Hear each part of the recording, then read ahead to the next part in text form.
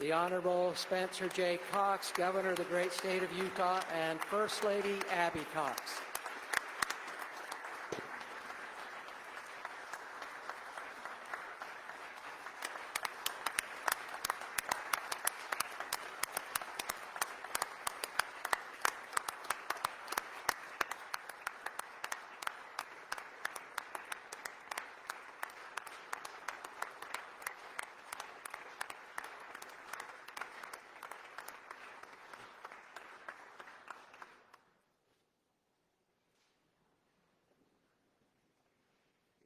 Speaker Wilson, President Adams, legislators, justices of the Utah Supreme Court, Lieutenant Governor and Gabe Henderson, First Lady Abby, and my fellow Utahns, thank you for giving me this opportunity to address you this evening. Now, not far from where we are seated tonight sits one of Utah's most recognizable landmarks, the Salt Lake Temple. Construction began in 1853 with progress agonizingly slow as the large granite blocks had to be quarried 20 miles away. It took 4 days to haul each of those individual stones to the construction site. And then the unthinkable. After 10 years of painstaking labor, workers noticed that the foundation stones were cracking. I can't even begin to imagine how devastated those settlers felt. I'm sure they desperately wanted to just move forward. Surely there had to be another way. But they knew that such an important building for them would never stand the test of time if the foundation was not sure. And so, with grit and renewed determination, they did what they knew they had to do. They made the gut-wrenching decision to start over. It took another 30 years to complete, but 130 years later, that building still stands as a tribute to their sacrifice and tenacity. Now today, if you drive by that iconic building, you can actually see some of those stones because the foundation is once again under construction. Even though the building and structure are in perfect condition, the decision was made to use new technology to fortify the foundation against a catastrophic earthquake. This building, where we meet tonight, has gone through a similar renovation. You see, here in Utah, we build things to last. And when we learn a better way to do the job, we start back over and we build it again. Tonight, we find ourselves in a similar period of building and rebuilding. We meet in an extraordinary place in extraordinary times. So much has changed because of this pandemic. Even the nature of this speech has changed to keep people safe. Every one of you has been tested for a virus we knew little to nothing about 1 year ago. You're all wearing masks. The galleries are empty. Your spouses and guests and staff are all watching from home. I've also significantly shortened this speech from its usual length, making it, we believe, and Ron Fox confirmed today, the shortest State of the State speech in Utah history, something most of you will see as a silver lining of this pandemic and worthy of a Norm Thurston standing ovation in better times. And in the name of brevity, I've even removed the carefully orchestrated applause lines, which probably wouldn't work anyway without some strategically placed staffers like Mike Maurer to remind you when to clap. But of course, these modifications pale in comparison to the incredible changes and innovations and sacrifices made by the people of Utah over this past year. More than 1,500 Utahns are not with us tonight because of this insidious disease. Our healthcare professionals, public health servants, first responders, businesses, workers, seniors, and children, truly every single citizen of this state has made enormous sacrifices to save lives and keep our economy open. Tonight we salute you, and we say to all Utahns that help is on the way. Vaccines are being administered as we speak. The changes we have made to vaccine distribution are working, and the end to this pandemic is in sight. And as we speak of sacrifices, can I say a word about our teachers? Never in the history of our state Have we felt your influence or needed you more than we need you right now? You have pivoted on a dime and figured out ways to do what seemed impossible. In one school, with an extremely high-risk teacher, school officials actually figured out a way to repurpose a classroom that had a room within a room, one with glass windows to keep the teacher safe. Every day, that teacher enters his room and stands behind those glass windows with a microphone and speakers so that he can see his students, including my son, through that glass and teach them in person, while his own children have to take classes online at home to protect their dad. So that teacher is my brother. And he represents every one of our teachers who's worked themselves to the bone to keep our kids safe and keep them from failing and falling behind. They deserve our respect, and they deserve a raise. I'm grateful to you legislators who agree and have pledged historic education funding this year, including $112 million in bonuses for our teachers. In addition, I have proposed a nearly 6% increase in our state's education funding, more than $400 million in all. And while I just referred to these investments as historic, I'm looking forward to them becoming routine. Now, it would be easy, and I can tell you it's very tempting to stand here tonight and talk about all the good things that are happening in Utah and the continued accolades that come our way almost daily. There's certainly plenty to share. I mean, our economy is far better than anyone expected as we continue to lead the nation in job and population growth.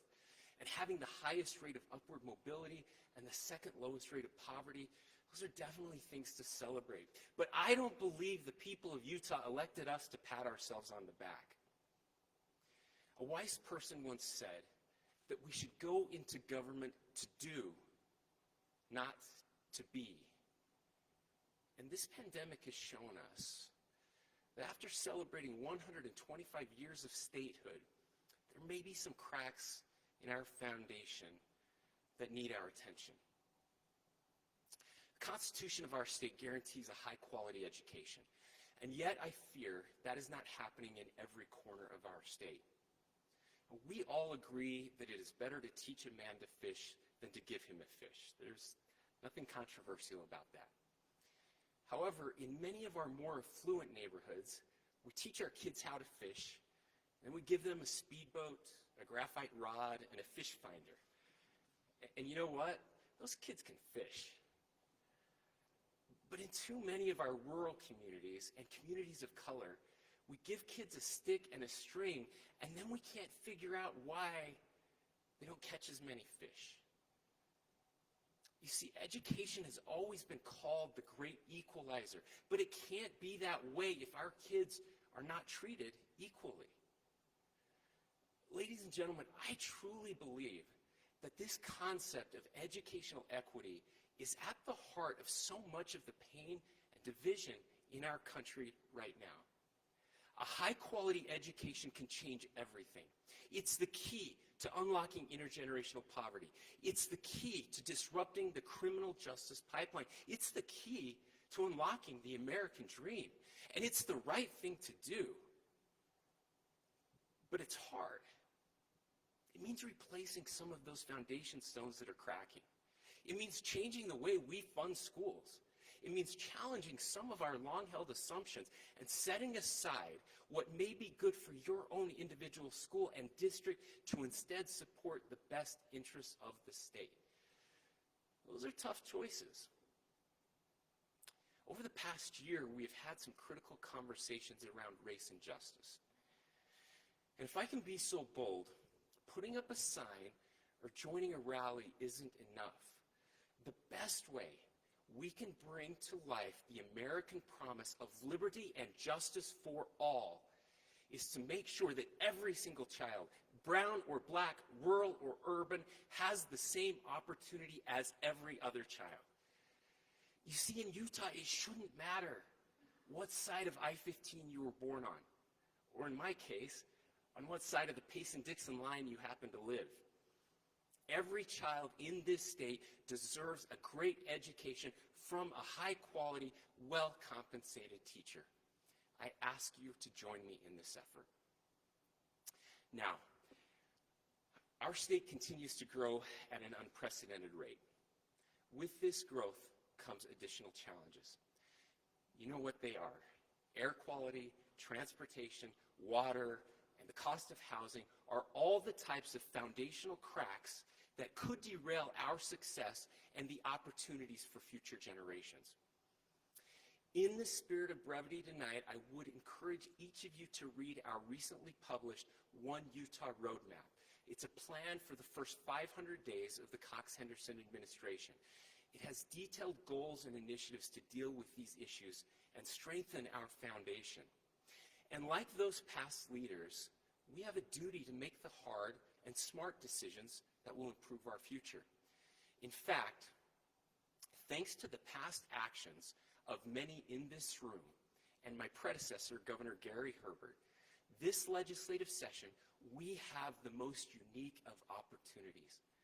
A chance to reduce taxes and provide historic investments for infrastructure. By providing an $80 million tax cut targeted at senior citizens and Utah families, we can improve the quality of life for scores of Utahns, while simultaneously investing significant new funding for transportation, water, recreation, and broadband infrastructure that will benefit every Utahn on and off the Wasatch Front for generations to come. These investments will finally make it possible to stop exporting our kids to other places, from rural Utah because we lack jobs, and from the Wasatch Front because they can't afford to live here. But make no mistake, the greatest infrastructure investment of all is investing in our people. All the jobs in the world are meaningless if our people aren't qualified for those jobs. Job growth or GDP growth must never be seen as an end in itself. Economic growth is merely a means to an end, and that end is that the people of Utah can achieve the American dream. To help accomplish that goal, I have proposed significant increases in job training, upskilling, and more money for our trade and technical educational institutions. We must overcome once and for all this terrible idea that every child needs a bachelor's degree to be successful. It's bad for our kids and it's bad for our economy. Helping our children and adults find the pathway that is right for them will strengthen families and strengthen our economy. Now, the last foundational crack that I want to address is that of contempt, tribalism, and discord that has rocked our nation over the past few weeks. I've spoken of it often, but tonight I only offer up a reminder of the oaths which those of us in this room have taken to uphold the Constitution of the United States. The preamble of that sacred document announces that the purpose of the Constitution is to form a more perfect union. Judge Thomas Griffith has wisely stated that when politicians and judges like us take an oath to uphold the Constitution, we commit to work for unity. We make a solemn pledge that we will not be agents of division. Now, this vow to work for unity, he concluded, is more than gauzy sentimentality or merely a call for civility in our public discourse. Instead, it is a studied and determined choice to work at union. Now, that of course does not mean that we should never disagree. I'm going to veto some of your bills, probably more than my predecessors. Please don't take it personally. You are going to override some of those vetoes. I promise not to take that personally. It doesn't mean that I'm bad or you're weak. It's simply part of a process, a gloriously messy and inspired process. But there must be no room for contempt or hate. We are friends. We must always be friends. Now, I've spent a great deal of time talking about fixing the cracks in our foundation. But let me be very clear about one thing.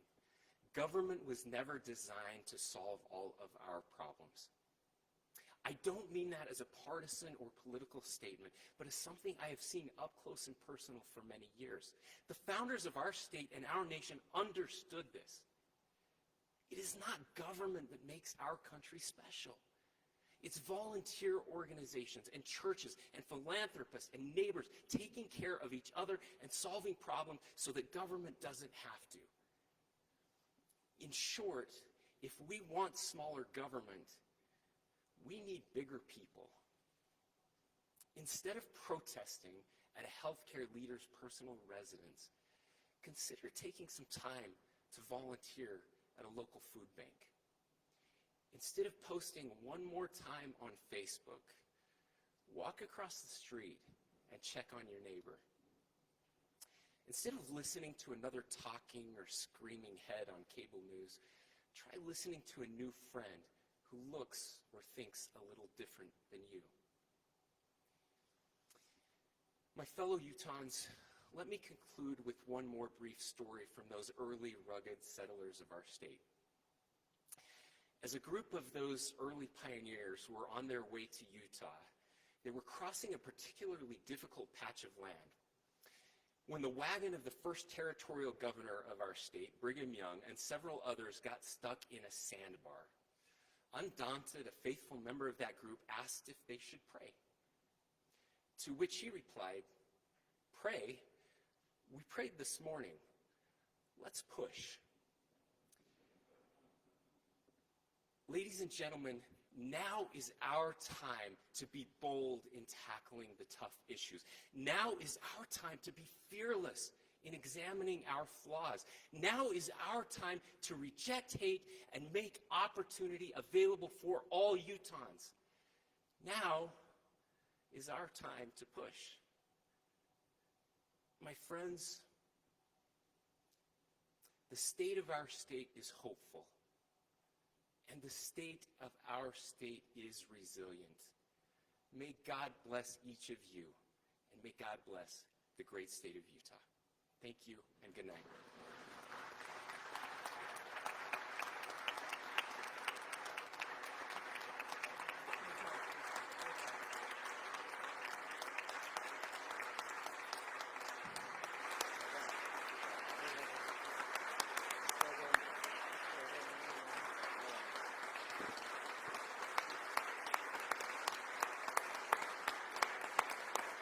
We express great appreciation to the governor and request the Joint Committee escort him back to his office. Senator Gibson for a motion. Thank you for that great title, Senator. Yes, Representative Gibson, I tried to promote you a couple of times. Thank you, Mr. President. I move that the complete text of the Governor's State of the State address be spread upon the pages of the Senate and House journals, and that the Committee of the Whole be dissolved, and that the Joint Convention stand adjourned. Thank you. We have a motion before us. Seeing no discussion, all in favor say aye. Aye. Any opposed? I rule that motion passes. We are adjourned.